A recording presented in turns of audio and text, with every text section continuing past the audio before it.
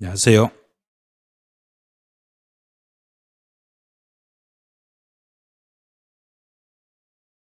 오늘은 양도소득세 중에서도 양도 및 취득 시기 쪽으로 갈 차례네요. 통합이론서는 157쪽을 보시면 되는데, 처음에 내용 이거 질문하시는 분들이 언제나 이제 물어보시는 게 양도소득세에서 왜 취득 시기가 필요해요? 요걸 물어보시더라고요. 예. 여기가 왜 필요해요? 취득세에서 이미 배웠는데 취득세 배운 걸 갖다 쓰면 되지 왜 이게 또 여기서 따로 있어요? 이렇게 물어보시더라고요. 그래서 법마다 규정이 좀 달라요. 취득세에서는 취득세를 적용하기 위한 시기를 정하고, 양도소득세에서는 양도소득세만을 위한 취득 시기를 정해요. 그래서 이제 이렇게 이제 생각하시면 돼요. 여기서 물건을 취득해서 이때 물건을 양도할 건데, 취득했을 때부터 양도했을 때까지 요 날짜가 필요한 것은, 왜 저 날짜 필요하냐면 세율을 적용하거나 비과세를 적용하거나 또는 장기 보유 특별공제를 적용하기 위해서 필요한 거예요. 필요하니까 배우는 거예요. 근데 필요하니까 배우는데 머릿속에서는 자꾸 왜 배우지 그러니까 머릿속에 안 들어오는 거예요. 그 생각하지 말고 그냥 공부하면 되는데, 저걸 왜 배워야 돼? 계속 내가 지금 왜 여기를 가야 돼? 그러니까 다리 아프잖아요. 그냥 아무 생각 없이 가면 되는데 생각을 하고 가면 이제 힘들어요. 그러니까 생각하지 마시라. 지금은 50일 동안은 생각할 필요가 없어요. 그냥 이렇게 하세요. 그러면 네 알겠어요, 그렇게 할게요. 그러고 시험 끝나고 나서, 그러고 나서 그때 가서 저거 왜 저래요? 하고 찾아보는 거예요. 시험 끝나고 나서. 왜냐하면 시험 끝나고는 일반인들이, 우리 이제 손님들이 우리 사무실에 와서 요거 왜 이래요? 물어볼 수가 있어요. 그럼 그때를 대비해서 공부를 하는 거예요. 그때 가서 공부하는 거지. 지금은 시험용으로만 공부를 해주시면 돼요. 그래서 이제 시험용으로 배울 때 이걸 이제 어떻게 배울 것인지, 양도 날짜와 취득 날짜에서 중간에 밑자라고 써놨어요. 근데 어떨 때는 또는이라고 써도 상관없어요, 저기는. 근데 밑이라고 쓴 이유가 양도 날짜와 취득 날짜가 동시에 적용되는 게 있어요, 이 말이에요. 자, 동시 적용이라는 게, 1번 같은 게, 일반적인 경우는 양도에도 이걸 갖다 쓰고 취득에도 이걸 갖다 쓰고 동시에 갖다 쓰라는 이야기예요. 그리고 이제 양도는 지금 팔아먹었을 때 언제 팔았어요? 물어봤더니 언제 팔았어요? 그랬더니 사실상 돈을 받은 날이에요. 대금을 청산한 날이에요, 이 말이에요. 양도는 내가 이 물건을 누군가에게 넘겨주고 실제로 돈 받은 날이에요. 잔금 받은 날이 양도 날짜예요. 그럼 취득 날짜는 언제예요? 그러면 그 물건을 내가 가져오고 실제로 돈 준 날이에요. 그럼 여기서 제일 중요한 단어는 바로 이 단어예요. 사실상 대금을 청산한 날을 양도 및 취득 시기로 잡고, 그런데 여기서 사실 확인이 안 되면 두 번째로 가는 게, 여기서 요게 확인이 안 되면은 그 다음에 가는 게 여기가 주의하셔야 돼요. 그리고 우리 취득세 배울 때는 유상으로 물건을 취득할 때, 내가 돈 주고 취득할 때는 언제를 취득 날짜로 잡아라 그랬냐면 실제 돈을 준 날. 됐죠? 그런데 실제 돈 준 날 확인이 안 되면은 두 번째는 무슨 날로 잡아라 그러던가요? 그때는 계약서죠. 취득세에서는 계약서상 돈 주기로 한 날 이렇게 잡았어요. 그런데 양도소득세에서는 계약서상 돈 주기로 한 날, 그러면 서류상 돈 주기로 했다가 돈이 안 들어오면은 내가 그 물건 넘겨줄 수 있는 거 없는가요? 없죠. 그럼 소유권이 안 넘어가잖아요. 그래서 계약서는 안 되는 거예요. 절대 안 돼요. 그래서 실제 돈을 받지 않고도 등기를 넘겨주는 경우는 있어요. 그래서 등기 접수일로 이렇게 두 번째가 이렇게 가는 거예요. 그래서 양도소득세는 양도 날짜와 취득 날짜를 잡을 때는 원칙은 실제 대금을 청산한 날로 가고, 이게 확인이 안 되면 등기 접수일로 가요. 양도소득세에서는 등기 접수일이라는 용어를 썼어요. 근데 취득세에서는 등기 접수일이라는 용어 대신에 저걸 세 글자로 줄여서 뭐라고 쓰던가? 세 글자로 등기일. 취득세에서는 등기일이라고 쓰고 양도소득세에서는 등기 접수일을 하는데 둘 다 똑같이 그냥 해석하시면 돼요. 똑같이 해석하시면 돼요. 그래서 취득 및 양도 시기는 사실상 대금을 청산한 날이에요. 그 다음에 이제 한 가지 더 주의할 게, 이제 여기서 조심할 것은 요 대금요, 잔금이죠, 대금. 이 대금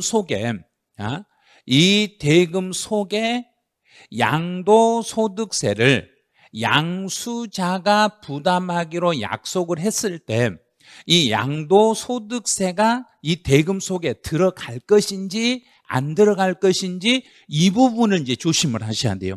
이거는 예외로 사례 규정이기 때문에 혹시 문제 사례가 나오면 이 부분까지 낼 수 있어요. 그래서 여기다가 대금 속에 가로해 놓고 양수인이 부담한 양도소득세를 포함한다, 제외한다 이렇게 가로에다 써놓을 수가 있다는 이야기예요. 그걸 해석을 하셔야 돼요. 그러면 여기서 이 잔금이라는 것은 그 물건의 대금만을 말해요. 물건의 돈만을 물건. 그럼 그 물건의 돈만을 말하니까 양도소득세는 물건의 돈인가요? 물건의 돈은 아닌가요? 아니죠. 그럼 물건의 돈은 아니니까 양도소득세는 이 대금에 들어갈 수가 없습니다. 이렇게 잡는 거예요. 이 지문을 조심해 주셔야 돼요. 이거를요. 그래서 이제 문제를 풀어야 되니까 문제 풀 때 사실상 대금 청산일만 암기해가지고는 풀 수는 없어요. 그 대금 속에는 양수인이 부담한 양도소득세는 제외한다. 이 지문까지 기억을 해 주셔야 돼요. 자, 두 번째, 대금 청산일이 불분명한 경우. 그러면 대금 청산, 실제 대금 청산일이 확인 안 되면은 두 번째는 무슨 날로 가라고 그랬는가? 등기 접수일로 가겠습니다. 그럼 이제 세 번째요. 대금을 청산한 날하고 등기일하고 두 개가 동시에 나타나면, 실제 대금을 청산한 날하고 등기일하고 두 개가 동시에 있으면 그 두 개를 비교했을 때는 그 중에 빠른 날로 잡으시면 돼. 자, 그럼 이제 찾아볼게요. 4월 3일 날 등기를 접수하고 4월 8일 날 잔금을 청산했어요. 그럼 두 개가 동시에 있으면 둘 중에 무슨 날로 잡아라? 빠른 날. 빠른 날이니까 등기 접수한 날. 그래서 문제에서는 대금을 청산하기 전에 등기를 이전했을 때는 그때는 등기 접수일을 취득 및 양도 날짜로 보겠습니다. 이렇게 잡으시면 돼요. 이제 1번, 2번, 3번은 혹시 이제 양도 및 취득 시기 문제가 나오면은 이 동그라미 3개는 반드시 5지문 중에 한 줄 이상은 들어오게 돼 있어요. 여기는. 25번 이거 책 안 보셔도 돼요. 책 안 보셔도 돼요. 책 볼 필요가 없어요. 이거 어차피 이거는 예전에 한번 그 12회 때 시험에 한번 나온 문제고 그 이후에는 한 번도 나온 적이 없어요. 저렇게 내진 않아요, 요즘은. 양도소득세에서 양도 및 취득 시기로 옳은 거 찾아라. 그러면 제일 먼저 찾을 건 계약서를 찾아라, 사실을 찾아라. 사실. 자, 그럼 계약서는 다 무시해요. 계약서 나온 거 무시하고 사실상 대금을 청산한 날을 갔더니 분명하지 않네. 그럼 사실 대금 청산일이 분명하지 않으면 두 번째로 가는 날은 등기 접수예요. 6월 20일. 답이네 바로. 이렇게 쉬워요. 그러니까 문제는 이론적인 개념 3개만 딱 잡으면 돼요. 원칙은 사실상 대금 청산일 확인 안 되면 등기 접수일, 두 개가 동시에 있으면 둘 중에 빠른 날 이렇게만 잡아버리시면 돼요. 이제 상기할부 조건 가네요. 장기할부 조건 그러면 장기 그러면 기간을 1년 넘고 2번 이상 나눠서 대금이 지급되니까 잔금 청산이 이번 연도 안에 이루어지는가 이번 연도 지나서 이루어지는가? 지나서.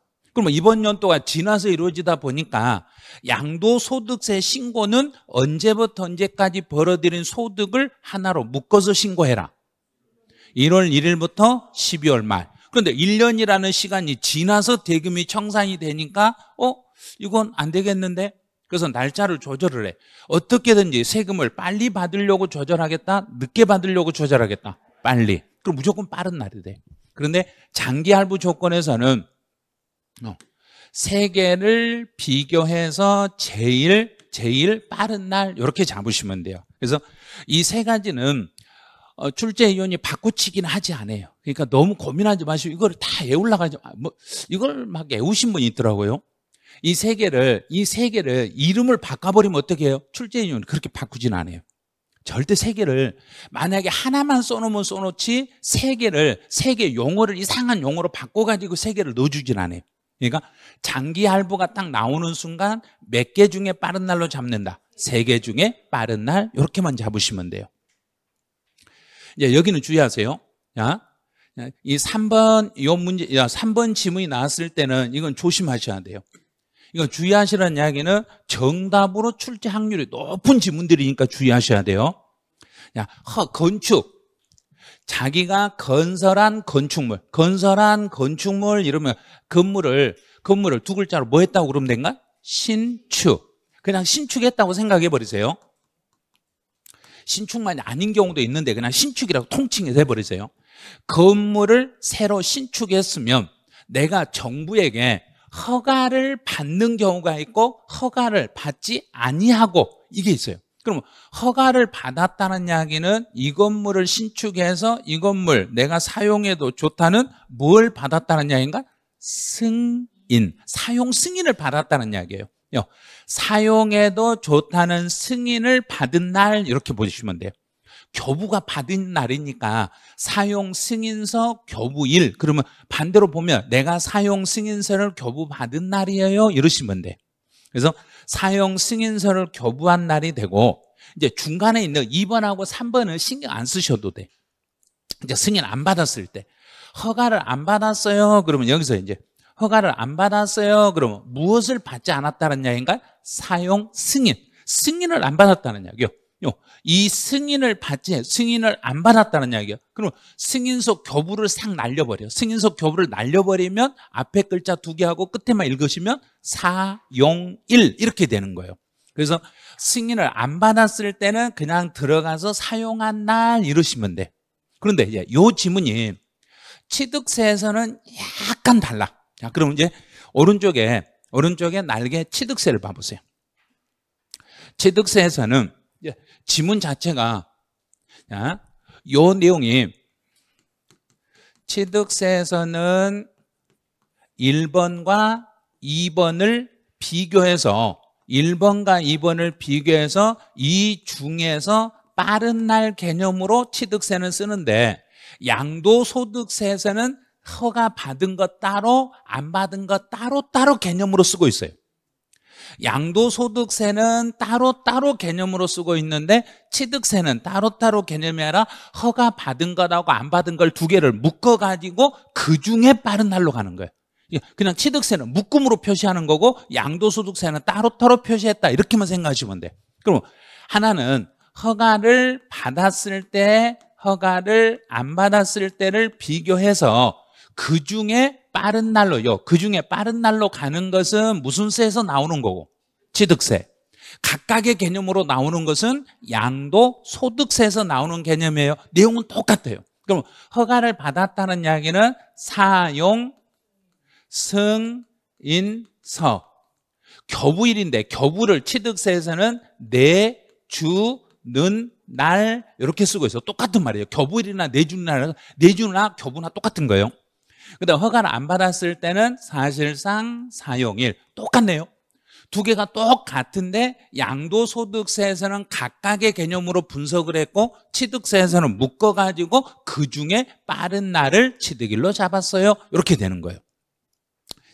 이 내용은 취득세나 양도소득세나 같은 개념이라고 이렇게 봐주시면 돼요. 근데 상속이나 증여는 그냥 상속은 상속 개시일로 가는 거고 증여는 증여를 받은 날인데 여기서도 주의를 하셔야 돼요. 이제 취득세에서는 이제 이것도 오른쪽에 날개에 들어있을 거예요. 취득세에서 증여를 받았을 때는 증여 계약일이에요. 이건 계약일이에요. 증여 계약일인데 양도소득세에서는 증여를 받은 날이에요. 왜냐하면 취득세에서는 사실 확인이 안 되면 두 번째는 무슨 날로 가든가 등기일로 바로 가는 게 아니라 중간에 하나가 더 있죠. 계약서상 잔금 지급이에요. 근데 계약서상 잔금 지급일인데 증여는 잔금 지급이 이루어진다 안 이루어진다? 없다. 그럼 잔금만 쏙 빼버리니까 계약일 이렇게 되는 거예요. 그래서 취득세에서는 계약일로 가는데 양도소득세에서는 계약서 자체를 인정하지 않다 보니까 증여를 받은 날 이렇게 쓰고 있어요. 이제 이 정도까지만 하시고 그다음에 이제 5번은 2년 전에 시험에 나왔던 내용인데 이제 5번에서 완성이라는 단어가 이렇게 앞에가 딱 뜨면 완성 앞에다 한 글자만 딱 갖다 넣어놓고 읽어버리세요. 자, 미완성. 완성되기도 전에 내가 돈을 먼저 줘버렸어요. 미완성인 상태에서 돈을 먼저 주면 소유권이 넘어오는가? 아직 못 넘어오는가? 못 넘어오죠. 나중에 뭐 되면 넘어오겠는가? 그렇죠. 완성되면. 이제 미자를 넣어놓고 읽으면 그냥 끝에 가서 완성된 날이 보여요. 근데 이걸 안 넣어놓고 보면 돈 줬으니까 돈 준 날이 아니요? 이렇게 생각해버려요.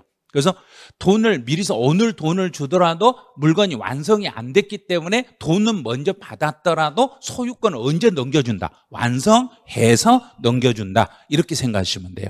그래서 앞에가 완성 나오면 끝에 가서는 완성일 이렇게 잡으시면 돼요. 이제 환지처분. 자, 여기도 이제 시험에 나오면 이 부분도 이제 시험에 정답으로 많이 출제돼요. 환지처분. 아무 말 없으면 환지처분을 하면서 아무 말 없으면은 옛날 내 땅이 환지 작업하면서 들어가고 이번에 그 땅을 받았는데 옛날 땅이나 지금 받은 땅이나 같은 땅으로 봐라, 새로운 땅으로 봐라. 환지를 받으면 같은 땅. 그러면 이제 옛날에 내 땅은 1번지였는데 이번에 환지를 받으면서 2번지니까 1번지나 2번지는 자, 옛날 1번지나 지금 2번지나 땅은 같다 다르다? 같아요. 같은 거예요. 그러면 2번지를 팔았다는 이야기는 1번지를 판 거나 똑같다는 이야기예요. 똑같죠? 그러면 2번지를 양도했을 때 이 2번지의 취득 날짜는 언제예요? 그럼 취득 날짜는 2번지로 변경된 날인가요? 옛날 1번지 취득일인가요? 옛날 1번지 취득이에요. 그러면 환지 전 토지 취득이에요. 그러면 이 말을 이렇게 쓰는 것보다는 그냥 읽을 때 2번지를 양도했더라도 취득 날짜는 몇 번지 취득일? 그렇죠. 그럼 1번지를 취득한 날을 취득일로 잡아요. 이렇게 생각하고 계시면 돼요. 그래서 문장이 생각이 잘 안 나면 그림으로 봐놓는 게 훨씬 이해가 빠르실 거예요. 그래서 2번지로 변경이 됐더라도 옛날 1번지 취득한 날을 취득일로 잡습니다. 그래서 환지 전 토지 취득일을 취득일로 잡아요. 이제 두 번째요. 환지 받으면서 면적이 증가됐어요. 그럼 환지를 하면서 이 증가된 면적은 옛날 1번지 땅인가 1번지하고 다른 땅인가? 다른 땅이죠. 그럼 이제 이 면적이 증가나 감소가 됐으면은 이렇게 됐다는 걸 알려줘야죠. 자, 무엇 하면서 이런 일이 있었으니까 환지하면서 이런 일이 있었으니까 환지하면서 이런 일이 있었어요 하고 공고를 해줘. 자, 공고를 하면 증가된 면적의 효력은 언제부터 효력이 발생이 돼요? 그러면 다음 날부터 효력이 발생이 돼요. 시험은 요 다음 날이 있는 거 없는가? 여기를 물어보는 거예요. 그래서 환지처분 공고가 있으면 공고한 날에 다음 날을 취득 및 양도 날짜로 잡겠어요. 이런 식으로. 자, 장기 점유는 취득세하고 양도소득세 개념을 정확히 이해하셔야 돼요. 자, 부동산을 장기간 점유해서 내 것으로 만들려면 몇 년을 점유하고 있으면 20년을 점유하면서 무엇을 해야만? 등기해야만. 내 앞으로 등기함으로써 취득이 인정이 돼. 그러면 장기 점유로 인한 취득은 양도소득세에서는 어떻게든지 정부 입장에서는 세금을 많이 받을 생각한다? 적게 받을 생각한다? 많이. 그럼 취득 가격을 20년 뒤의 가격으로 잡아줘라? 20년 전의 가격으로 잡아라? 20년 전. 그래서 점유를 개시한 시점으로 돌아가는 거예요. 그럼 취득세 과세표, 취득세에서 점유취득에 대한 신고를 할 때는 세금을 많이 물리려면 20년 전의 가격으로 물려라, 지금 20년 뒤의 가격으로 물려라. 20년 뒤, 지금 뭐 할 때 가격으로? 등기했을 때. 등기함으로써 취득이니까 등기했을 때. 그래서 이 경우는 취득세에서는 여기도 또 메모돼 있을 거예요. 그래서 여기 메모돼 있으니까 메모돼 오른쪽 날개 끝으로 봐보세요. 자, 점유취득에 대해서는 취득세에서는 등기한 날을 취득일로 잡고 양도소득세에서는 점유를 개시한 날을 취득일로 잡겠어요. 이렇게. 법정에서 무효 판결을 받아서 환원되었어요. 자, 앞에 지문이 하나가 생략되어 있어요. 자, 지금 이 물건을 누군가에게 팔았어. 내가 돈을 받고 팔았는데 무효 판결을 받아서 다시 원래대로 원위치로 다시 팔았던 물건을 다시 찾아와 버렸어요. 팔았던 물건을 다시 찾아왔으니까 이 물건을 판 적이 있다? 판 적이 없다? 판 적이 없다. 판 적이 없으니까 이 물건의 취득일은 지금 돌려받은 날인가요? 당초 취득일인가요? 당초 취득일로 갑니다. 그래서 당초 취득이에요. 여기서 잘못하면 무효 판결일이에요. 이렇게 나오면 아니요, 그거 아니에요. 무효 판결 받은 날이 아니라 처음 당초에 취득한 날을 취득일로 다시 소급 적용해요. 이렇게. 이제 의제 취득은 부동산 같은 경우는 85년 1월 1일 날을 의제 취득일로 보고 주식은 86년 1월 1일을 의제 취득일로 잡아주시면 돼요. 이제 10번 같은 경우에 이거 실무에서 실수를 진짜 많이 하시네요. 이거는 우리 이제 중개사 시험에서는 한 번도 나온 적은 없어요. 나온 적은 없는데 실무 하신 분들은 거의 대부분 실수예요. 그리고 이런 게 분양권. 내가 분양권을 취득하면 당첨받은 날이 우선이겠는가요? 대금 지급일이 우선이겠는가? 분양권을 취득하면. 이제 처음에 당첨받은 사람은 당첨일이에요. 그런데 내가 당첨받은 분양권을 가지고 있는데 이 가지고 있는 내 분양권을 누군가가 사가면 그때는 대금 지급이래요. 돈 주기로 약속한 대금 지급이래요. 그래서 원칙은 당첨일인데 타인으로부터 그 권리를 인수받았을 때는 대금을 청산한 날이에요. 이렇게. 이거는 그냥 참고용으로 보세요. 나중에 실무에서만 실수 안 하시면 돼요. 그다음에 11번하고 12번 같은 경우는 이제 토지거래 허가 대상. 이 부분은 시험에 나오면 사례 문제로 나와요. 11번은 사례 형태로 나오는데 왜 사례가 나오면 많이 틀리시냐면 양도 날짜 우리 날짜 잡은 것하고 세금 신고하는 것하고 이게 두 개가 달라. 세금 신고하고 소유권 이전에 날짜를 잡는 게 서로 다르다 보니까 이 문제가 사례로 이렇게 문제가 나와요. 그래서 계약서는 1월 30일 날 작성하고 대금을 청산한 날은 2월 28일 날 대금을 청산하고 허가 떨어진 날은 5월 30일 날 허가 떨어졌어. 그럼 여기서 이제 대금을 먼저 청산하고 허가 받을 때까지 대금을 먼저 청산하고 그 대금이 허가가 떨어질 때까지 이 대금은 유효라고 했는가요? 무효라고 했는가요? 유동적이라고 했는가? 유동적이에요. 그러니까 유동적이니까 지금 허가 떨어질 때까지는 이 대금이 유효가 될지 무효가 될지를 아직은 몰라. 그런데 허가 떨어진 날 유효가 되는가? 소급해서 적용이 되는가? 소급 적용이 되죠. 자, 이렇게 허가 떨어지면 소급 적용을 해. 그럼 소급 적용하니까 소유권이 언제부터 소유권이 움직인다는 얘기인가? 2월 28일. 그러면 2월 28일 날 소유권도 움직이고 대금도 청산이 됐으니까 양도 시기는 실제 대금을 청산한 날이니까 2월 28일이 되는 거예요. 소급 적용이 돼버리니까.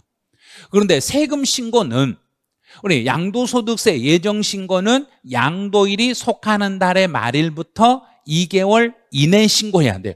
그런데 2개월 이내 신고하는데 여기서 이제 2개월 잡아볼게요. 2월 28일 플러스 2개월이니까 4월 30일. 넘어버렸네. 그럼 가산세 물어야 되네. 누구 때문에? 정부 때문에. 정부가 허가를 늦게 내줘서 가산세 물어야 되네.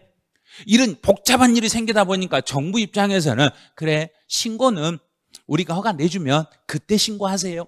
그래서 신고는 허가일이 속하는 달의 말일부터 2개월 이내에 신고하세요. 그래서 예정신고는 허가일이 속하는 달의 말일부터 2개월이니까 5월 30일부터 2개월이니까 7월 31일까지 예정신고 하시면 됩니다. 이렇게 가는 거예요.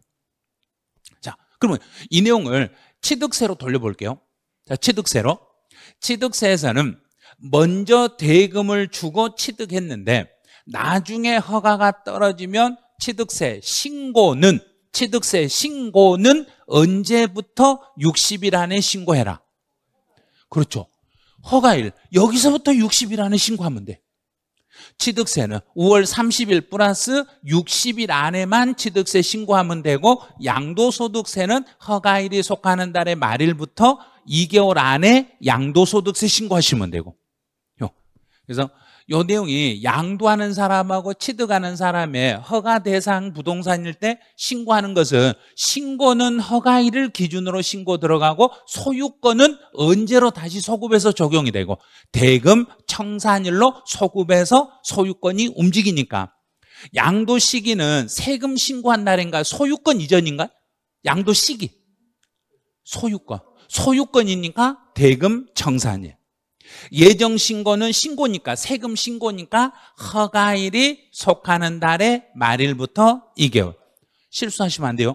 절대로 이거는 사례 형태로 나오니까 하찮은데 분석이 잘못되는 순간 이거 틀릴 수 있어요. 그래서 문제에서 갑, 을, 병 이렇게 나올 수도 있고 여기다 계약일, 중도금, 잔금, 허가일 여러 개 사례가 나올 수 있으니까 세금 신고를 물어보면 허가일이 속하는 달의 말일부터 2개월. 만약에 양도 시기를 물어보면 실제 대금을 청산한 날 이렇게 잡으시면 돼요. 양도 시기는 실제 대금을 청산한 날. 예정신고는 허가일이 속하는 달의 말일부터 2개월 이렇게 잡아놓으시면 돼요. 이제 12번 수용으로 가보죠. 이 수용이라는 단어가 나오면 우리 앞에서 장기 할부 조건은 몇 개를 중에서 빠른 날 잡아라 그랬는가? 3개. 수용도 3개. 근데 수용에는 반드시 하나가 들어가야 될 게 있어. 수용에는 수용 개시일을 잡아 넣으셔야 돼요. 중간에 돼요. 수용 개시일을 잡아 넣어가지고 그중에 빠른 날 이렇게만 잡으시면 돼. 그래서 장기 할부 조건은 수용이라는 게 아니니까 수용 개시는 안 들어가요. 그런데 수용이라는 멘트가 나오면 수용 개시일 중에서 빠른 날 이렇게 잡아놓으시면 돼요. 이제 이혼으로 인한 경우는 두 가지가 있는데 재산 분할 위자료 받은 거. 그럼 재산 분할로 받는 것은 이건 양도다, 양도는 아니다. 양도 아니죠. 양도는 아니라는 이야기는 처음부터 누구 거 했다는 이야기인가? 내 거. 처음부터 내 것이었으니까 취득 날짜는 언제부터 내 것이다. 당초 취득일. 처음 그 물건을 취득했을 때부터 내 것이었다는 이야기예요. 근데 위자료로 받는 것은 위자료로 받는 거 뭐하고 똑같다? 매매. 자, 매매.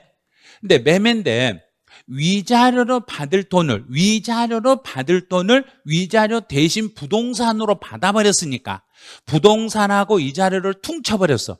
퉁쳤으니까 실제 대금은 움직였다, 대금은 안 움직였다.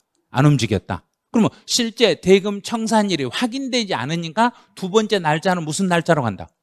그래서 등기 접수일로 가는 거예요. 그래서 이혼 이자료에 대해서는 등기 접수일로 가는 이유가 실제 대금 청산이 확인 안 되니까 등기 접수일로 가겠습니다. 이런 식으로. 자, 그럼 여기까지 다 해놓고 이제 문제가 어떤 식으로 문제 나오는 게 몇 개만 딱 보면 이쪽에는 문제를 그냥 다 풀려요. 자, 양도 및 취득 시기에서 예상 문제지 189페이지 23번 문제 한번 봐보시죠. 한 두세 문제만 풀면 그냥 풀릴 거예요. 아무 말 없이 취득 및 양도 시기, 그러면 일반적이라는 이야기예요. 일반적으로 양도 및 취득 시기 문제가 나오면 가장 먼저 잡을 게 무슨 글자 있는가를 찾아라. 자, 세 글자. 사실상. 사실상이라는 요 단어를 먼저 딱 찾으시면 돼요. 그 다음에 문제에서 이 대금 속에 사실상 대금을 청산할 때 이 대금 속에 양수인이 부담하기로 한 양도소득세를 양수자가 부담하기로 했을 때 그 양도소득세를 포함한다, 포함하지 않는다? 제외한다. 그럼 이 대금에는 뭐에 대한 것만 이 속에 들어가라? 물건값만. 그 물건에 대한 대금만을 말하기 때문에 양도소득세는 포함해서는 안 됩니다. 이런 식으로 잡으셔야 돼요. 자, 두 번째, 환지 처분으로 이 말이 딱 나오면 아무런 말이 없으면은 면적이 늘어난 걸로 봐야 되는가? 옛날 땅으로 봐야 되는가? 옛날 땅. 자, 아무 말 없으면 옛날 땅이니까 환지 전 토지 취득일로 가고, 만약에 면적이 증가됐어요. 증가된 면적은 옛날 땅인가요? 환지하면서 새로운 땅인가요? 새로운 땅. 그럼 새로운 땅이니까 요렇게 새로운 땅이 만들어졌어요 하고 공고를 해줘. 자, 공고를 하면 반드시 공고한 날에 다음 날에 있는가 없는가 이거 꼭 확인하셔야 돼.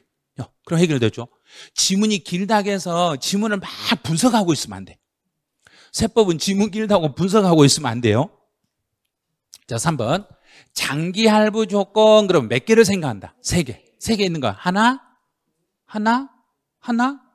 밖에 없네요. 그럼 틀렸네. 그러니까 3개를 동그라미 칠려고 봤더니 3개가 없죠? 없으면 틀렸어요. X예요. 그러면 이게 뭐 있지? 이거 생각을 해야 되는가? 생각할 필요 없는가? 생각할 필요 없죠. 3개가 안 나와 있으니까 3개가 있어야 되는데 하나만 있으면 X 거버리라는 이야기예요. 자기가 건설한, 내가 건설한 건축물, 그럼 무슨 생각하고? 두 글자. 신축했으니까 두 개로 나눠야죠. 허가 받았냐 안 받았냐. 허가를 받았을 때는 교부일, 사용승인속 교부일. 만약에 허가를 받지 않았다 그러면 이 중에서 허가를 안 받았어 그럼 승인서 교부 안 받고 사용한 날. 여기를 조심하세요. 허가를 안 받았을 때는 사실상 사용일. 이렇게. 그다음에 민법 점유. 혹시 여기서 가로에 점유라는 말이 안 나올 수도 있어요. 혹시라도 점유로 인한 부동산의 소유권 취득 기간, 여기서 가로가 빠지고 가로 없이 여기만 주는 경우가 있어요. 민법 제245조 1항 규정이 저게 점유취득이에요. 혹시라도 민법 제245조 이 말이 딱 나오면 저게 부동산 점유취득이다 이렇게 생각하고 계셔야 돼요. 혹시라도 가로에 점유가 안 나왔을 때를 대비해서. 그러면 이 경우는 민법에서 점유취득은 양도소득세니까 취득 날짜를 20년 뒤의 날짜로 잡겠다, 20년 전의 날짜로 잡겠다. 20년 전. 그러면 점유를 개시한 날 이렇게 잡으셔야 돼요. 24번. 대금을 청산한 날이 분명하지 않았네. 그럼 첫 번째 대금 청산일인데 대금 청산일 확인이 안 되면 두 번째로 등기 접수일. 또 245조 1항 그러면 이게 뭐라겠는가? 점유. 점유니까 등기일 그러면 안 되죠. 등기일이 아니라 점유 개시일 이렇게 잡으셔야 돼요. 근데 취득세에서 245조 나오면 그때는 무슨 날 그래야 되는가? 등기일 이렇게 잡으셔야 돼요. 이제 앞에 3번 완성이라는 말이 나오면 읽을 때 앞에 뭔 글자 넣어서 읽는다. 미완성. 미완성이니까 나중에 뭐 되면 소유권이 넘어가고 완성. 그럼 끝에 가서 완성된 날 이렇게 잡으시면 돼. 중간에 거 싹 무시해버리고. 그래, 타인에게 이전되었다가 다시 원위치 환원됐어요. 내가 다른 사람한테 팔았다가 소송해서 다시 가져왔으니까 소유권을 언제부터 취득한 걸로 본다. 당초 취득일로 간다. 당초 취득일. 이제 5번처럼 쭉 읽다 보니까 수용이라는 말이 나오네. 수용. 수용이라는 멘트가 나오면 다른 걸 하나도 볼 것 없이 뭘 잡아 넣어서 빠른 날. 수용 개시일. 수용 개시일이 들어가가지고 그 중에 빠른 날 그러면 돼요. 다른 건 다 볼 필요 없어요. 수용 그러면 수용 개시일이 있냐 없냐만 따지시면 돼요. 이제 26번은 자기가 건설한 건축물 그러면 신축이네. 그런데 허가를 받지 아니하고 허가 안 받았으니까 승인이 나온다 안 나온다? 안 나온다. 승인 절대 나올 수 없죠. 그러면 X 그어놓고 여기다 뭐라고 써야지 하고 막 이렇게 시험 볼 때 쓰고 있어야 되는가? 그냥 1번이니까 틀렸으니까 1번 하고 넘어가야 되는가? 1번 하고 넘어가야 돼. 예, 근데 여기다가 이게 사용일이지 이렇게 막 쓰고 있는 사람이 있어요. 시험장 이런 게 아니에요. 이걸 1번이 틀렸으면 이거 읽을 필요도 없죠. 1000번에서는. 네, 여기서는 이제 읽어보죠. 장기 할부 그럼 몇 개 나온다? 3개. 1개, 2개, 3개 중에 빠른. 오, 있네. 맞았네. 이제 대금을 청산하기 전에 등기. 그러면 대금을 청산한 날하고 등기가 2개가 동시에 있으니까 둘 중에 빠른 날. 그럼 이제 전에 그랬으니까 1번과 2번. 1번 전에 2번이니까 뭐가 빠른가? 2번. 2번이 빠르겠죠. 상속을 받으면 상속 개시일. 환지 처분으로 면적 증가가 됐으니까 옛날 땅이다, 새로운 땅이다. 새로운 땅이니까 요런 땅이 요렇게 바뀌었어요 하고 공고 나오면 뒤에 다음 날. 반드시요. 공고 다음 날 이렇게 연결하시면 돼요. 이제 17번. 대금을 청산한 날이 분명하지 않았을 때는 계약일로부터 이거 틀렸죠. 분명하지 않았으니까 등기 접수일. 장기 할부 조건 그러면 몇 개를 찾는다? 3개. 없네. 없으면 틀렸네. 이렇게 3개 비교해서 빠른 날 이러면 돼요. 환지 처분으로 취득하는 토지는 환지 처분. 면적이 증가됐단 말이 있는 거 없는가요? 없죠. 없으니까 환지 받은 땅은 지금 새로운 땅이다, 옛날 땅이다. 옛날 땅. 그럼 새로운 게 아니죠. 옛날 땅이니까 여기는 환지 전 토지 취득일이에요. 이렇게.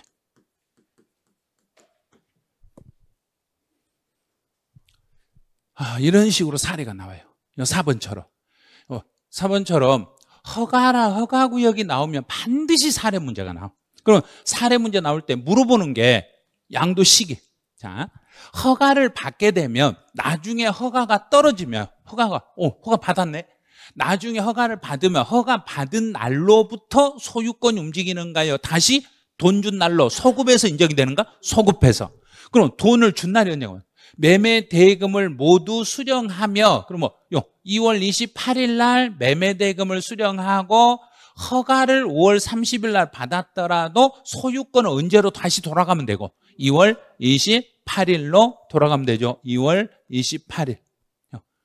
허가가 나중에 떨어지더라도 대금 청산일로 소급해서 적용이 된다 이렇게 생각하시면 돼요. 그다음 5번. 5번은 요거는 문제 푸시면 답이 없을 거예요. 지금 이거 잘못돼 있을 거예요. 동일 필지를 2회 이상에 걸쳐 지분으로 각각 취득한 부동산 중에서 일부를 양도한 경우로서 양도한 자산의 취득 시기가 분명하냐. 어떤 것을 지분으로 취득해서 어떤 것을 먼저 팔았는지, 어떤 것을 취득한 거, 어떤 걸 팔았는지를 모르겠다. 그러면 나중에 취득한 자산을 먼저 양도하는 게 아니라 먼저 취득한 자산을 먼저 양도한 것으로 보는 거예요. 이거 지문이 옳은 지문이 하나도 없어요. 이 지문 다 틀렸어요. 자, 그럼 한번 예를 들어 볼게요. 자, 여기가 이제 물통이 있어. 자, 이게 물통이에요. 여기에다가 제가 이번에 물 한 통을 여기다 부었어. 오늘 날짜를 해볼게요. 오늘이 8월 29일 날 물 한 통을 부었어. 29일 맞아요. 다음 주 9월 달이에요. 그 다음에 또 제가 여기다가 이제 9월 달에 9월 2일 날 물 한 통을 부었어. 물 한 통을 부어놓고 물 한 통을 부어놓고 여기를 흔들었어. 통을 막 흔들었어. 흔들어가지고 이 중에서 한 통을 양도했어. 자, 한 통을 팔았어. 그러면 흔들어 버렸으니까 앞에 내가 샀던 물을 팔은 걸 보는가요? 뒤에 건지 앞에 건지 뒤에 건지 확인이 된가 안 된가요? 안 되죠. 안 됐을 때는 나중에 산 걸 먼저 팔았다 해라. 먼저 산 걸 먼저 팔았다 해라. 먼저 산 걸 먼저 팔았다 해라. 언제나 우리 물건은 옛날 재고가 먼저 떨린 걸로 보는 거예요. 그래서 혹시 학개론 시간에 먼저 들어온 게 먼저 판다. 이걸 무슨 법이라 하던가요? 선입, 선출법 이렇게 말하죠. 선입. 먼저 들어온 걸 먼저 팔았다 이렇게 보는 거예요. 그럼 나중에 들어온 걸 먼저 팔았다 그러면 그건 후입, 선출법이 돼. 근데 먼저 나중에 온 걸 먼저 팔면 안 돼요. 내가 먼저 취득한 것을 먼저 팔았다. 여기는 나중이 아니라 먼저 취득한 자산을 먼저 양도한 것으로 보겠습니다. 이렇게 정리하셔야 돼. 그래서 이 문제는 정답이 없어요. 정답이 5번이라고 돼 있는데 잘못돼 있어요. 이거 지문이 지금 잘못 들어가 있어요. 이제 28번 문제로 가보죠. 옳은 것을 모두 골라라. 대금을 청산하기 전에 등기를 먼저 했을 때는 등기 접수일. 장기 할부 나오면 1개, 2개, 3개 중 빠른 날. 환지 처분으로 면적이 증가됐으니까 옛날 땅이다, 새로운 땅이다. 새로운 땅이니까 환지 처분 공고 나오면 뒤에 다음 날. 공고한 날로 한다 그랬으니까 틀렸네요. 공고한 날에 다음 날 이렇게. 그럼 여기는 X. 자, 옳은 것 찾아라 그랬으니까 옳은 것은 기역, 니은 이렇게 찾으시면 돼요. 29번 뭐 다 똑같은 내용이네요. 이제요. 법정에서 무효 판결 받아서 환원되면은 당초 취득일. 자, 수용이라는 멘트가 나오면 무슨 글자를 잡아 넣어라? 수용 개시. 없네. 없으니까 틀렸네요. 수용 개시를 잡아 넣어가지고 그 중에 제일 빠른 날 이렇게 잡으시면 돼요. 자, 자기가 건설한 그러면 내가 직접 건물을 건축했으니까 사용 승인서 교부일. 만약에 허가를 안 받았을 때는 사용일. 환지 처분으로 아무 말 없으면 옛날 그 땅 그대로니까 환지 전 토지 취득일. 면적이 증가됐을 때는 공고일의 다음 날 이렇게 잡으시면 돼. 증여를 받았을 때 양도소득세에서는 증여를 받으면 증여를 받은 날, 증여 계약일이 아니라 증여를 받은 날 이렇게 잡으셔야 돼요. 이제 제5절에 비과세를 한번 가보죠. 양도미 취득 시기는 한 2년에 한 번씩 문제가 출제가 돼요. 안 나오더라도 혹시 단독 문제 안 나오더라도 지문 한 줄 정도로 나올 수 있어요. 이제 비과세 양도소득은 이 흐름을 좀 봐주셔야 돼요. 이 그림 관계를 약간은 정리를 좀 하셔야 돼요. 물건을 누군가에게 넘겨주고 대가를 받으면, 자, 양도자 입장에서 양도소득세 과세대상물을 넘겨주고 대가를 받으면 요걸 두 글자로 뭐라고 칭하라 하겠던가요? 넘겨주고 대가 받으면 양도. 이게 양도예요. 자, 양도라는 것은 과세다, 비과세다. 둘 다 될 수 있죠. 과세가 될 수도 있고 비과세가 될 수도 있죠. 그럼 비과세라는 것은 양도 중에서 비과세로 넘어간다는 이야기예요. 그래서 비과세라는 것은 법에 이렇게 정해져 있어. 다음의 경우만 양도가 되더라도 다음의 경우는 비과세고 이걸 제외한 나머지 양도는 전부 과세. 그럼 과세는 공부할 필요 없어요. 비과세만 보면 돼요. 비과세만 보면 비과세를 뺀 나머지는 다 과세니까. 자, 그럼 이제 지금부터 하나씩 이제 잡아볼게요. 파산 선고 처분으로 갑이라는 사람이 법원에다 파산 신청하고 법원이 파산 신청한 사람의 재산을 받아서 누군가에게 처분하네. 내가 대가 받고 팔았네요. 그럼 이 처분 자체는 양도죠. 처분 자체는 양도예요. 그럼 여기서 법원이 양도인가요? 갑이 양도인가요? 갑이 양도. 근데 갑은 파산 신청해가지고 자기 재산을 법원에 다 넘기고 팔려버렸으니까 가진 게 없죠. 그럼 여기서 발생한 소득에 대해서는 갑이 세금을 내고 싶어도 가진 게 없으니까 못 내죠. 그럼 세무서에서는 아무리 갑의 재산을 뒤져봐도 뺏어갈 게 없으니까 뒤지고 있을 필요가 없죠. 그래서 이 소득에 대해서는 정부로 처음부터 세금 안 받겠어요. 이런 경우는 세금 안 받겠어요. 그래서 왜? 정부 공무원들 일하기 편하도록 하기 위해서 그냥 비과세로 떠는 거예요. 그런데 문제 낼 때 주의할 게 이 처분을 물어보는 수가 있고 소득을 물어볼 수가 있으니까 두 가지를 꼭 기억을 하셔야 돼. 파산 선고 처분으로 부동산이 이전되었어요. 그럼 그거는 양도. 거기서 발생한 소득이에요. 그러면 비과세. 처분은 양도, 소득은 비과세. 이렇게 잡으셔야 돼요. 자, 동그라미 양가라 2번. 농지를 교환이나 분합으로 발생하는 소득 그랬어요. 그럼 이제 농지를 서로 교환하는 것은 교환하는 것은 농지를 내 농지와 상대방 농지를 서로 맞바꾸는 것은 양도다, 양도는 아니다. 또 양도예요. 이것도 서로 양도예요. 그런데 단 예외적으로 다음에 요건에 해당되는 농지를 교환했을 때는 세금은, 이 소득에 대해서 세금은 안 받을게요. 자, 이 세금을 안 받는데 그냥 안 받는 게 아니라 요건을 충족해야만 비과세가 되는 거예요. 여기는 요건을 기억하셔야 돼요. 그럼 비과세가 가능할 정도의 농지를 경작상 필요에 의해서, 내 농지를 내가 경작하기가 힘드니까 다른 사람하고 바꾼 이유가 어떤 이유 때문에 바꿨더라냐인가? 경작상 필요에 의해서 내가 농사짓기가 불편하니까 농사짓기 편한 농지하고 서로 맞바꿨을 때는 바꾸고 나서 농사를 짓고 있어야 되는가? 그냥 바꾸기만 하면 된가? 농사를 짓고 있어야 돼. 그럼 한 번 바꿨으면 몇 년을 농사 짓고 살아라? 3년. 그래서 잘 모르겠으면 바꿨으면 몇 판은 해봐라. 3, 4판 해봐라. 농사를 3번 정도로. 그래서 3년 이상 농사를 짓고 살아야 돼. 자, 연도를 먼저 생각하셔야 돼요. 3년이라는 연도, 3년 이상 농지가 있는 장소에서 살면서 경작을 해야 돼요. 근데 3년을 살다가 경작을 하고 있는데 도중에 3년 경작을 못하고 이 농지가 정부로 수용이 돼버리면 3년 경작으로 인정을 받는다? 못 받는다? 그때는 받아. 정부가 수용을 했으니까 3년 안 돼도 3년 된 것으로 인정을 해줘. 자, 그럼 이제 시험 문제는 바로 여기. 자, 이 비과세 요건, 이걸 계속 문제를 내고 있는 거예요. 아마 여기 잘 들어놓으시면 아마 지금부터 24시간 정도만 지나도 문제를 맞출 수 있는 게 나올 거예요. 뭔 말이라고 말 못하는데 24시간만 잘 기억하시면 돼. 24시간만.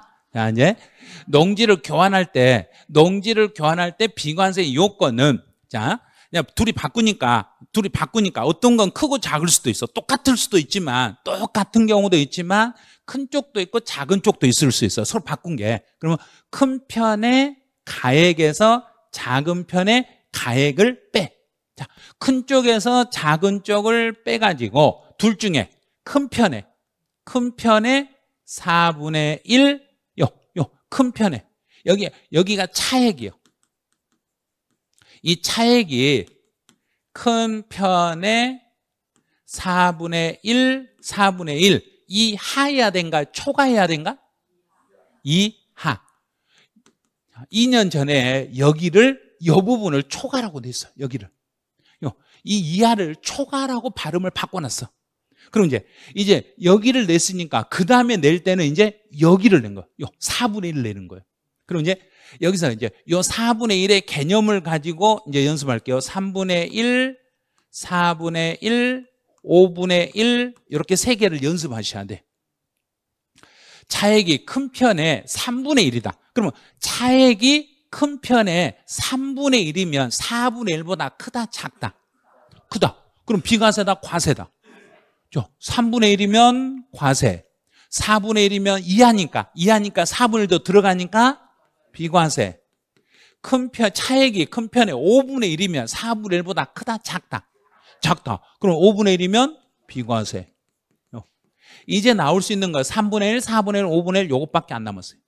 이 부분밖에 안 남았으니까 이제 큰 편에 4분의 1 이하라겠으니까 4분의 1보다만 작으면 비과세고 4분의 1보다 커버리면 과세고. 밑에 있는 거 요건 다 필요 없어요. 교환 또는 분합의 범위는 이런 건 볼 것도 없어요. 이제 31번 문제를 가지고 이 지문을 이제 해석을 한번 해볼게요. 농지를 교환했을 때 가로에 들어갈 내용으로 옳은 것 그랬네요. 그러면 먼저 이제 경작상 필요에 그랬네요. 경작상 필요에 의해서 농지를 교환했어요. 경작상 필요, 그럼 몇 년 농사 짓고 살아라? 3년. 자, 3년 이상 그랬으니까 앞에가 3자 들어가야 돼. 오, 3자 들어간 게 너무 많네. 엄청 많네요. 그럼 2번은 탈락이네. 자, 두 번째. 이제 가로에 보니까 새로운 농지 취득 후에 몇 년 이내에 수용이 됐네. 그러면 몇 년 안에 수용이 되는 걸 포함한다 그랬는가? 3년. 그래서 3년 이내에 수용이 되더라도 3년 경작으로 인정해준다, 안 해준다? 해준다. 그러면 또 3년, 또 3, 또 4. 그러면 이제 1번하고 3번 탈락. 이제 쌍방토지가액의 차액이 큰 편에 얼마 이하이며 4분의 1. 4분의 1 이하이며 4분의 1, 4분의 1 이하이며 이 소득에 대해서는 양도소득세를 비과세한다, 감면한다? 비과세. 비과세하고 감면의 차이점은 아시죠? 아마 모르실 거예요. 비과세하고 감면의 차이점을 몰라서 저거 똑같은 거 아니에요? 이럴 거예요. 비과세라는 것은 아예 정부가 과세권을 포기한 것이고, 감면이라는 것은 요건의 감면 대상이 되면 세금의 액수를 깎아주는 거고, 이제 신고서상에서 세금 액수를 깎아주는 건 감면이라 하고, 비과세라는 건 아예 신고서 자체를 내가 제출할 필요가 없어요. 정부가 과세권을 포기해버렸으니까. 그럼 여기에 해당되면은 우리는 세금을 신고한다? 안 해도 된다? 안 해도 된다. 그럼 감면은 신고 안 해야 된다? 해야 된다? 해야 되는 거예요. 감면을 하되 요건을 제시하면 거기에 맞는 조건만큼만 세금을 감해 주는 거예요. 그래서 감면이라고 하는 게 아니라 이때는 비과세라고 하겠습니다. 이제 32번 문제는 이제 이 내용을 사례 문제로 이렇게 바꿔놓은 거예요. 경작상 필요에 의해서 그러면 3년 이상, 이 말이 꼭 들어가야 돼요. 3년 이상 농지가 있는 장소에서 살면서 농사를 짓고 있다 하겠네. 그럼 조건은 맞았어. 근데 A 농지 가격은 5억이고 B 농지 가격은 Y예요. 그럼 A가 큰가요? B가 큰가요? 몰라. 그러니까 단서조항이 달아줘. A 농지 가격은 B 농지 가격보다 크며, 그럼 A가 크다겠네. A가 크니까 A가 앞에 오겠죠. 5억이 앞에 오고 뒤에 건 필요 없고, 그 다음에 이제 여기가 5억 곱하기 4분의 1, 이것만 계산하면 돼. 5억을 4로만 나눌 줄만 알면 돼. 나눠보세요. 1억이 1,500. 그럼 여기 있네. 그럼 답 1번이네. 그러니까 4분의 1 이하, 4분의 1만. 그러면 그 큰 쪽을 4로만 나눠버리시면 돼. 그러면 답이 보이면 이게 답이에요. 이런 걸 시험이라고 낸 거예요. 그래서 이렇게 내니까 이걸 또 수험생들 계산 문제라고 한 거예요. 이건 계산 문제가 이런 이론 문제예요. 그래서 어제 계산 문제가 몇 개씩 나오냐고 질문하신 분 있었어요. 세법 계산 문제 몇 개씩 나오냐고, 정확히 계산 문제가 몇 개 나오냐고 물어보더라고요. 이제 불안하다 이거예요. 계산 문제가 여러 개 나오면 학개론처럼 9개, 10개 나와버리면 난 세법 도저히 못한다. 그래서 제가 35회부터 27회까지 계산 문제 개수가 몇 개씩 나왔는가를 싹 써드렸어요.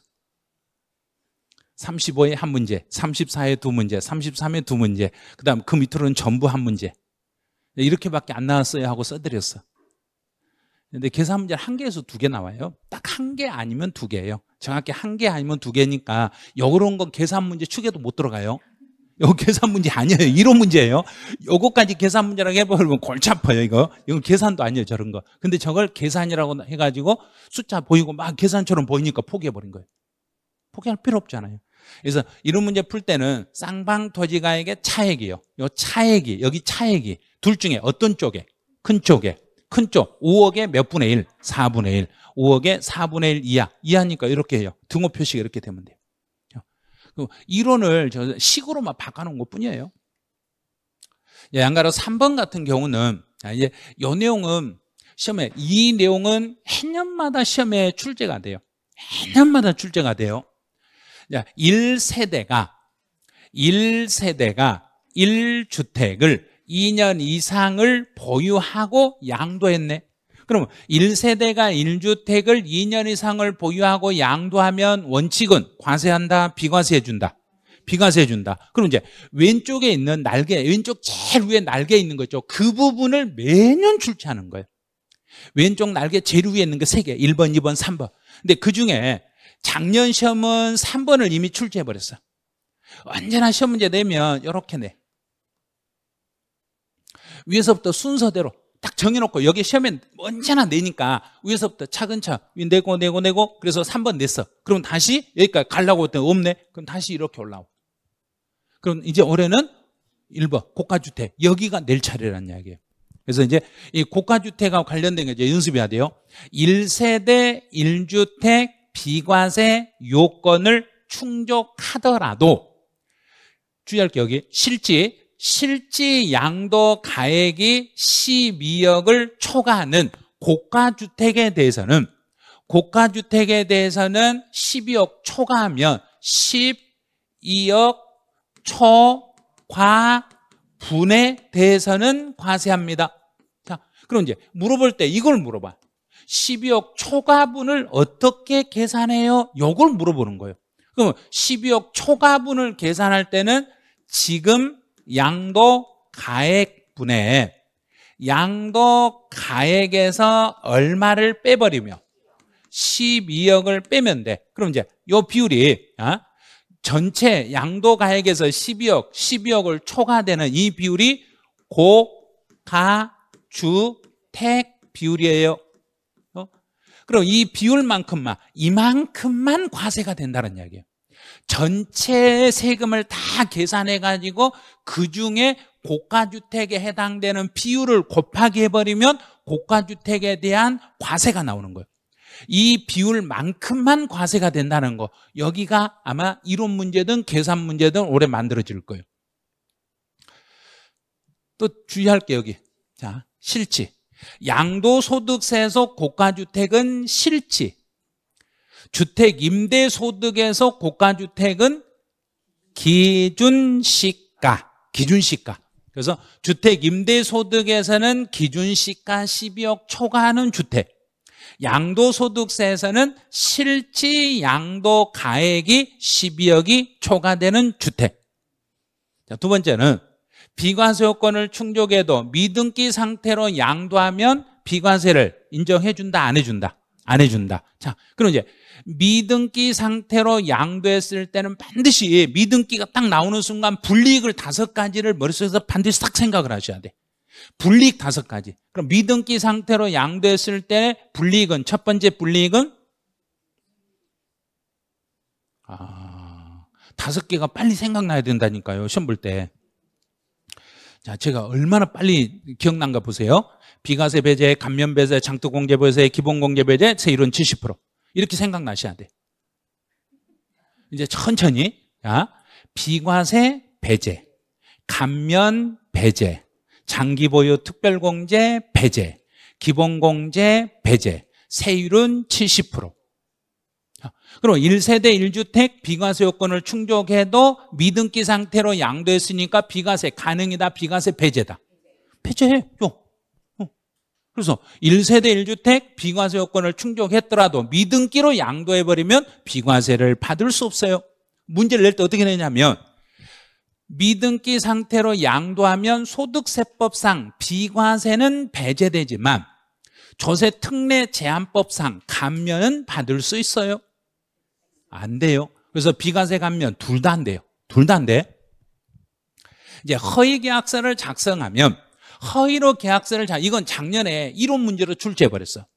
허위로 계약서를 작성하면 허위 표시 금액과 산출세액을 비교해서 둘 중에 어떤 금액을, 적은 금액을 비과세 받지 못하게 해버리겠습니다.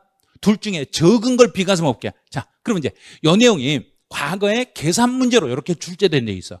이게 17회 때 계산 문제 나온 것을 17회 때 나오고 작년에 처음으로 그 지문을 이론 문제로 바꿔서 냈어. 그러니까 이 문제는 17회 때 나왔던 문제예요. 어마어마하게 오래전, 20년 전에 나왔던 문제예요. 비과세 받을 세액에서 뺄 금액이 얼마냐? 이 말이 뭐냐면, 비과세 받을 금액에서 뺄 금액이란 이야기는 과세되는 금액이 얼마냐? 이렇게 물어보는 거예요. 자, 과세시킬 거, 비과세를 못 받게 할 금액이 얼마냐 이 말이에요. 그러면 계약서상의 거래 금액은 5억 3천인데 실제 거래 5억이네. 그럼 이 허위, 나쁜 짓, 계약서에 허위로 표시한 금액 얼마인가요? 이거 못 찾으면 어떻게 해요? 허위 표시 얼마? 뻥튀기 하는 게 3천이잖아요. 허위로 표시한 거, 이게 허위잖아요. 5억은 똑같은 거고, 실제 5억인데 5억 3천으로 계약서를 썼으니까 3천만큼 뻥튀기에 썼으니까 3천 허위. 그다음에 산출세액은 5천. 자, 3천하고 5천 중에 적은 걸 빼라, 큰 거 빼라. 자, 얼마가 적다? 자, 그래요. 3천. 자, 이것도 계산 문제인가? 이런 문제인가? 이런 문제. 근데 이것도 계산이라고 해. 계산 나오니까, 아이고, 저렇게 어려운 거로 찍어버려, 그냥. 계산도 아닌 걸. 그러니까 처음부터 겁을 먹고 계산을 접근하니까 절대 접근이 안 되는 거예요. 겁먹을 거 하나도 없어요. 허위로 표시하면 허위 표시 금액과 산출세액을 비교해서 둘 중에 큰 걸 뺀다, 적은 걸 뺀다. 둘 중에 적은 거 뺀다. 둘 중에 더 적은 거, 작년에 큰 거 뺀다 이렇게 했어요. 큰 걸 빼는 게 아니라 둘 중에 적은 액수를 뺀다. 이제 5번까지 하고 잠깐 쉬었다 할게요. 자, 이제 지적 제조사라는 이 말이 나오면, 앞에가 지적 제조사라고 나오면 내 지금 토지 대장이 있는데, 이거 측량이 돼 있는데 다시 재측량했다고 생각하세요. 다시 측량을 해봤더니 내 면적이, 공부상의 면적이 감소됐네. 그럼 내 면적이 감소됐으니까 막 좋아해야 된가? 열 받아야 된가요? 지금 내 건데 왜 내 땅인데 왜 내 땅이 아니라 가냐고. 옛날에 정부 니들이 이거 분명히 내 땅이라고 해놓고 다시 측량해서 내 땅이 아니니까, 네 거 아니니까 돌려줘라 그러면 내가 주겠냐 이거예요. 이제 이런 것을 중간에서 정부가 조정을 하는 거예요. 그래서 조정을 할 때 면적이 감소된 사람은 조정금을 받아야 된다, 내놔야 된다? 받아야 된다. 자, 받았죠. 받은 조정, 받았다 해서 내가 땅을 팔아먹고 받았는가, 조정하면서 받았는가? 조정하면서 받았으니까 이 조정금은, 세금은 물린다, 안 물린다? 안 물린다. 그래서 과세하지 않는다. 받은 조정금은 비과세. 그럼 이제 반대로, 반대가 있겠죠. 증가된 사람이 있겠죠. 면적이 증가된 사람은 조정금을 받았다, 내놨다. 그럼 정부가 그 사람한테 받았다 해서 이걸 뭐라고 하냐면 징수한 조정금 이렇게 말해. 그럼 징수한 조정금이라는 것은 그 사람이 내놓은 돈은 이렇게 해석하세요. 그 사람이 면적이 늘어나면서 조정금으로 내놓은 것은, 그러면 이 조정금은 이 사람이 내놨더라도 이 땅을 취득하기 위해서 내놨는가요? 조정으로 내놨는가요? 조정으로 내놨으니까 취득가액에 포함한다, 포함하지 않는다? 포함하지 않는다 이렇게 되는 거예요. 받은 사람은 비과세, 내놓은 사람은 필요경비로 인정을 못 받아요. 그 돈은 필요경비 인정 안 돼요. 그래서 이 받은 거, 여기는 시험에 한 번 이미 나왔어. 여기 나왔으니까 이제 나온다고 하면은 이 부분요. 이제 면적이 증가돼서 내놓은 조정금은 비용 처리가 가능하다, 불가능하다? 불가능하십니다. 이런 식으로. 자, 여기까지 해놓으시고 이제 잠시 쉬었다가 비과세부터 다시 정리를 하죠.